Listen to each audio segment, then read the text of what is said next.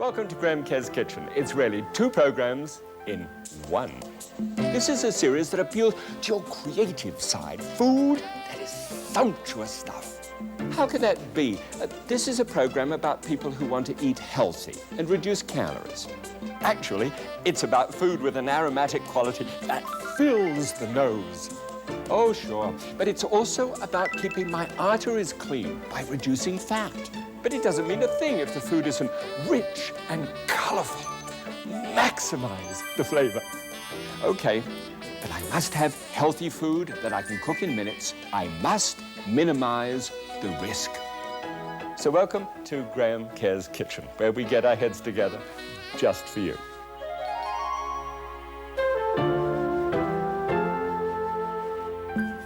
Hey, welcome back once again, this time for a creative idea. This is, look, frankly, this is exotic. This is a Thai curry, and there are a few ingredients in here which are a little unusual. Fine, I understand that.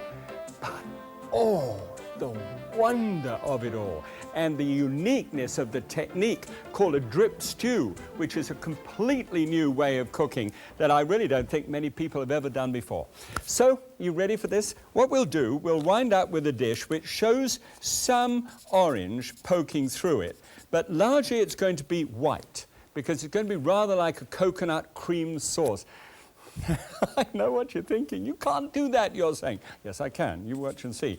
Little pokes, poking through there is just a little shin of beef, which is a very tough cut. But this is melting and gelatinous and rolls around the mouth in a beautiful way.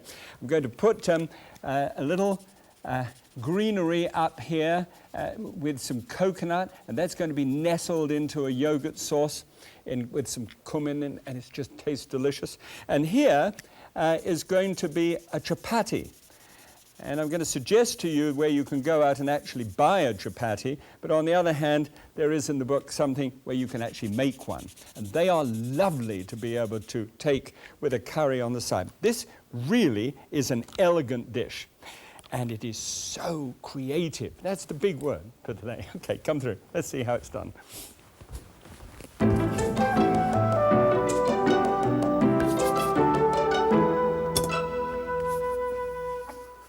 Well, in Thailand, they don't use a curry powder, but a paste. And it's a wonderful idea. And I'll show you how it actually gets together. There are a few things here. There are one or two things that were quite unusual, but let's have a look first of all. There are dried chilies, and these are very red and hot, and I mean, whoo! So I've said 5 inches of chilies. I know that's a little odd. This is a 6-inch scale here. So if you just simply line up your chilies, you should get 5 inches there. All right, just about there, okay? And it's a little easier than saying 5 chilies, because they could be 5 chilies like this one, or the great big fella, or 1 like this, and you wouldn't really know. But 5 inches is a whole lot easier, and that's 2 of those. These are cardamom seeds. I don't know if you can see that closely enough, but these little seeds are just wonderful. They're used like breast mints in Indian restaurants. And here is a piece of cinnamon, and that's the bark, as you know, about 1/2 inch. And then that's the end of the pepper. There are 3 cloves there. So these are the spices which go in to start to make it up. And really, this is quite simple. You just drop them down in a coffee mill, or if you haven't got a coffee mill, but you have got a pestle and mortar, which is probably unlikely, but you need to be able to somehow grind them up. Now, you could say, could you go from the original seeds, you know, to powder straight away? That you've got powdered, you know, the powdered chilies, which would be cayenne pepper, and powdered cardamom. Yeah, you could. But you know something? We want to sort of live in the aroma zone here, and it is so much better when it's done in this fashion. So invest in one of these things. They're about $25. I know that might be a bit much, but $25, please think of it. You'll have the great opportunity of being able to have marvelous smells all over your kitchen. Now, what I always do is when I've used one of these, and I've learnt from, you know, hard experience, that if you don't pass it through a little sieve after you've done it, there are some little sharp pieces. You can never whiz up a powder in here as fine as you would like it. So there are some bits and pieces there which will still remain hard and would remain hard until the end. And frankly, grit in the middle of a dish doesn't taste very good. So that's almost through there. I'll put that back and give it a little whiz later on. Good. So that becomes the basic powder that goes into it. Place that on one side. And let's have a look at the garlic. Now, oh, here. Oh, come here. It's all gone. Well, I had 7 cloves of garlic and one's under the counter. But so there's 6 cloves of garlic. This is how the great dishes are made. And you then put into the pan 1 teaspoonful of oil. And before you add the garlic, you look at the shallot. And keep this very carefully on the countertop. I've got 6 shallots in this dish. And a shallot is a very finely flavored onion cum garlic. It sort of nestles in between, rather like the leek. And it's very indistinct sort of feeling. You put 7 of those, of course, in. And you've got 7 cloves of garlic, 6 cloves of garlic, and 1 on the counter. And then these 7, I suppose I should take 1 out to make the balance perfect. But if you happen to have an onion problem, do you? Hi. Do you have an onion problem, you know, where you get indigestion from onions? Well, try shallots instead of onions in dish. Quite a few people have found relief from that. It's interesting. Okay, in goes the 7, in goes the 6 cloves of garlic, crushed, and just cook those together with the powder that you made. That curry powder. How simple. I mean, simple if you've got it there.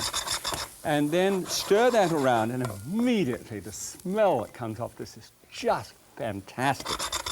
I want to cook that so as to warm those spices together. Okay? Now, let's have a look at the meat. And we're going to go into the supermarket in a moment. I hope you're liking those sort of things. I love them. Go into the supermarket. And here I'm going to deal with, excuse me, this part of the leg down to the shin. And this is the bone that runs through the shin. And it's almost cut up for you. It has this wonderful collagen which runs throughout. And what you do is you chop this up into small pieces, and there's only 8 ounces of meat for the entire dish. And cut those into about 1-inch pieces so that you get at least a couple of pieces each. And you can say, Graham, that is not enough for me. My family would never put up with it. I will have to double it. Don't. Do you know, this dish is wonderful even if all the meat came out of it. So post the bone on one side. The reason why I have done this on a separate board, obviously, is I want to keep the meat away from the other things that I'm cooking. Okay, so that's all ready. Now, what we're going to do is actually put the meat straight from here into a large bowl. And you'll probably need, if you get the shin, to order about a pound, because the bone is, you know, about half a pound in weight. And then here, take a potato and cut that into quarters like that, about the same sort of shape. And then dump all those potatoes in 1.5 pound of little red potatoes. And take a carrot and just chop that carrot. This is going to be the greatest dish underneath this counter. And there we go. And this is 1 pound of carrot. And those 1 pound of carrots again cut, hopefully, in the same sort of size as the rest of the pieces there. And let me show you what happens here. Here, when this has done its warming spicy business together, and I can actually, by breathing in, be careful how you breathe in close to it, because when you've got chilies there, there's a wonderful sort of comes up and it goes right down on your lungs. So be careful. Here, half a teaspoonful of powdered ginger. That's not the raw ground ginger that we use quite a lot of. Half a teaspoonful of freshly grated nutmeg. Okay, number 2. 1 tablespoonful of zest of lime. And we didn't say just the less of one lime, because you can have big fat limes and little limes and things. But this is a wonderful lime, and just pop that in as well. Then, let me see, 2 tablespoons full of water and some fish sauce. 3 tablespoonfuls of fish sauce. Now, fish sauce are small fish which are salted and, and let to go kind of woofy in a clay container in the sun for several months. And it has a wonderful smell to it. And don't get put off, please, because it's absolutely vital that you use it. And you'll find it in good Asian stores. Look up in the Yellow Pages and you'll find it there. And this is now what is called WONF coconut. Now, I'm going to give you the name. This is very unusual for me because it's the only thing that I know, that a person who makes it well. It's actually Mother Murphy. Hi, Mother. Mother Murphy supplies this natural coconut flavor to bakeries, but not to us in supermarkets. So remember, Mother Murphy's, and tell the supermarket that the bakery department gets this, and why can't I have it too, or put it up in a little bottle from the bakery department. Buy it that way. All right? Come on, let's change things together. Let's get it, let's organize it, because I must have the flavor of coconut in the dish. Pop the thing on the top. This is a little processor, and start whizzing it up. Now, whilst I'm whizzing it up, it takes about 2 or 3 minutes. Why don't we go and have a look at collagen and how it occurs in meat, and what kinds of meat's got lots of it for you in order to be able to do this dish if you didn't want to do it with beef. Okay? Right. Off to the supermarket. Thank you, cook. Okay. I'll get to those in a moment. Now, this is a really important thing to look at, because if you're going to make some varietal choices with this method of cooking, you're going to look at the actual ingredient itself, collagen. There are 3 kinds of proteins to look for. One of them here, where you get blood vessels, is called elastin, and that's around the outside of the blood vessel. And obviously, as it pulsates and moves, it has to be elastic. And the other one is called reticulin. And reticulin is around the outside of a muscle, very much like this one here, you see? Now, this does not melt out at slow cooking temperature. It remains hard, and so did the elastin. But the last one, collagen, is the one that we're looking for. And this is beautifully illustrated here. This is fat here. These are fat. This is fat striations in here. But now and again, you get the collagen marking through, which are these. It's a little hard to see in this particular one, but I wanted to show you what fat looks like. Now let's have a look and see what this looks like, which is the veal. Now this is a veal knuckle. That's right at the bottom of the shin. And here are the markings. It's too soon yet for fat, and fat doesn't. This is not fat, this is collagen. So therefore, when that is long, slow cooked, it becomes very tender. Now this is the cut that we've been using in this program, and that Graham's fiddling around with now. It has a wonderful deep striations of the collagen. In fact, you can see the collagen there. And when that melts, it becomes smooth. It's what I call mouth round fullness. It isn't fattiness, but it fills the mouth, and it's smooth and wonderful. And that's what does such a good job. Now, I went around looking for some of the other things which would do this. How about this one? This is oxtail, and oxtail does a great job for this, but notice the fat. You'll have to strain that at the end of it. Here's something that does well as well. You know, for ordinary little fryer legs, they're just great. As the larger leg would be with the frozen turkey. There's a lot of collagen in that, a lot of collagen in that. And of course, our old friend, the lamb shank, which does brilliantly as well. So, all of these things, if it works a lot, if it moves a lot with the blade or with the leg and the end of the leg, these things do just beautifully by this technique. All right, Graham, let's see exactly how it works. Great. Okay, well, thanks very much. That's done just nicely there now. Now, what happens here is that you just simply remove the top, and it sort of spurts around a little bit, but gosh, it's well worthwhile, this is. And then just drop this paste over the top of the vegetables and the meat, which are over there in the bowl. Now, before I start stirring that in, I want to just do something ahead of time. You'll see all of this in a moment. I'll take you through it. I've got to do something out of sequence, which is a little hard for me. You dump this in and you pull this out. You don't know anything about that yet, but so contain yourselves in patience. It's all going to happen. And then take a cloth and dump out the juices from here. The juices are remarkable because they have come from a steaming, condensing process, which I'll explain in just a sec. Then you take half a cup of cold water and just rinse the cold water around that mold and just drop it down through, just rinse it out so that there's nothing left in the mold whatsoever. All right, now we just shake that out so as to be able to get the juices all running out from there. Take the water out of this saucepan, everything will become clear. And then take this mixture here and drop it down into that pan because we're going to add a sauce. We're going to make a sauce for that. Now heat this up so that it's nearly boiling, and I'll come back to that in a second. Now everything will become clear. With this, you simply take, let me just turn that down. You then take this mix and you simply stir it all up together.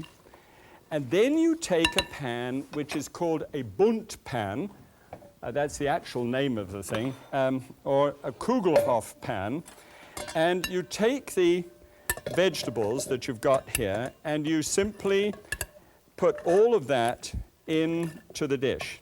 You see the meat is there as well, and you'll notice that there's a hole in the middle. Now, this is to make a particular kind of cake, obviously, but it works brilliantly for this thing. And this is why I said it's so unusual, because I've never actually seen anything done quite this way before, and it's my own little invention. I thought, look at that. At least you didn't go onto the bench. And the smell of gorgeous. Now, you take a large pot like this one with about 2 or 3 inches of water in the bottom, and you simply drop that down into the water.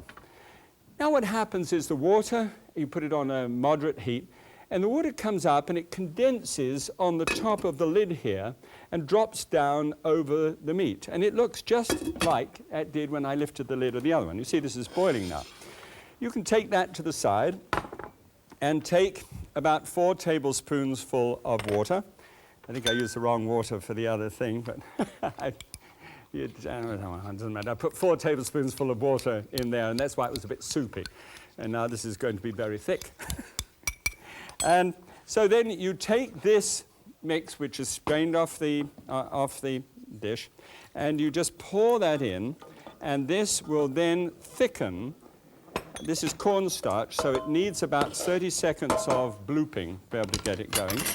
And it will thicken it so that you can make this kind of alternative to coconut cream.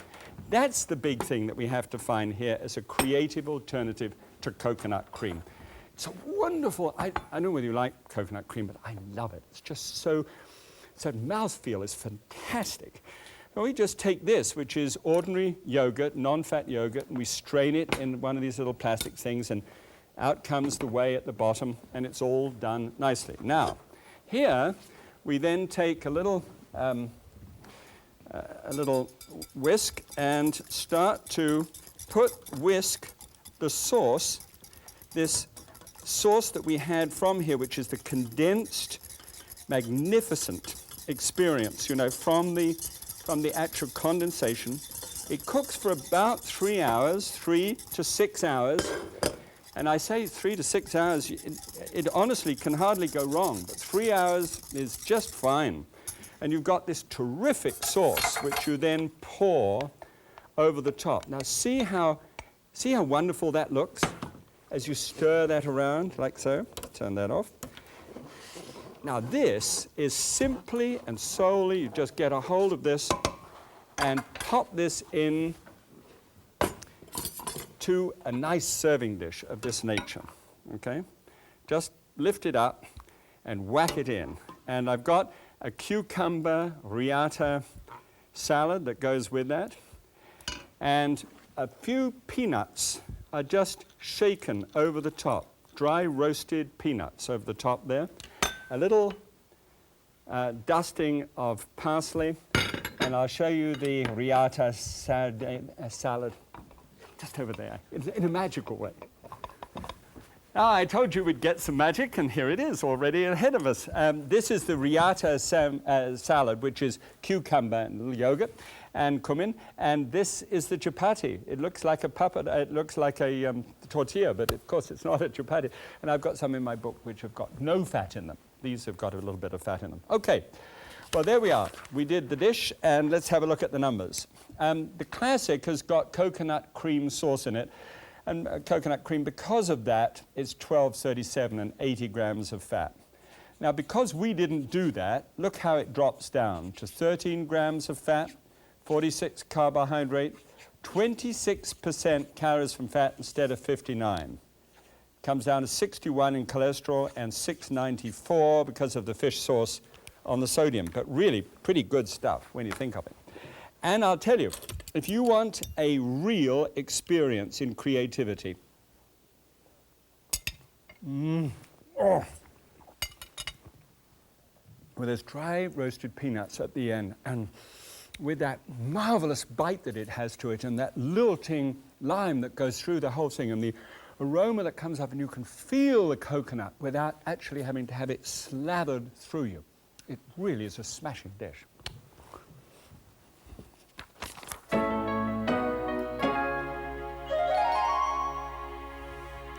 Well, of course, you know, when it comes down to this business of creativity, and that's what I felt when I started this is so creative. It has layers upon layers. It's another country's cuisine. It's another people's food. But it's adapted in that unusual way with the drip stew idea to be able to suit us. I don't know whether you're like me, but I like to get things on the go and be able to put it on one side and not get fussed about the fact that it's going to burn or something. With that drip stew done in that way, it can't. It literally cannot burn. It comes up through the hole in the middle, condenses and drips down. That's why I call it a drip stew. Okay, flavors are gorgeous. Do you remember a little while ago, I hope you got the program, when we looked at the new pyramid, and I kept the same piece of paper that I did before. This is the food pyramid, and the idea is that this is foods that you can eat a lot of, grains, etc., foods that you can eat less of as it gradually goes to the top, and on the top is fat. That's a very good idea. Before we used to have the 4 food groups, you know, the basic 4 food groups, but I'd like to come up with something as another 4 food groups from our point of view. I'd like to come up, because I think the way that I feel about food, and I think you do too, is I want some satisfaction. I want to feel I've eaten this kind of food, 12 ounces of food there. I want variety, and we chose that for fruit and vegetables. I want to be comforted. I want to, like if I was from Thailand, I would love to feel this, because I would feel that it was of my home and my country. That's nostalgia. And I want creativity. Now, I want to create new things. Where do you get creativity from? Well, I think you get it from herbs and spices and some of these little seasonings and everything else that we put into this. And that's why in the book that goes with this series, I've listed there almost 100 different creative herbs and spices and describe them fully to you, which go in here. But nobody has ever done this. It's not in the pyramid. There's nothing about herbs and spices. There's nothing in the 4 food groups. But there is in this creative idea of these 4 things that we want out of food.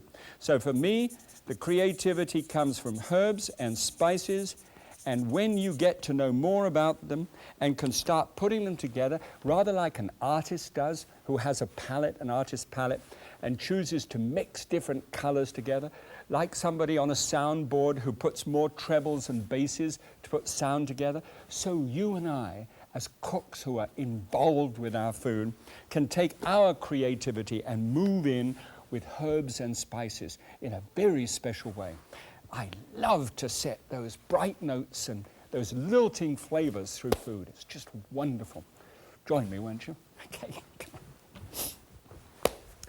Oh, this is, I mean, you know, I have to say that this stuff is the most creative food I've cooked in a long, long time. Won't you try it? We're some good friends, okay? Have fun. God bless you. See you next time.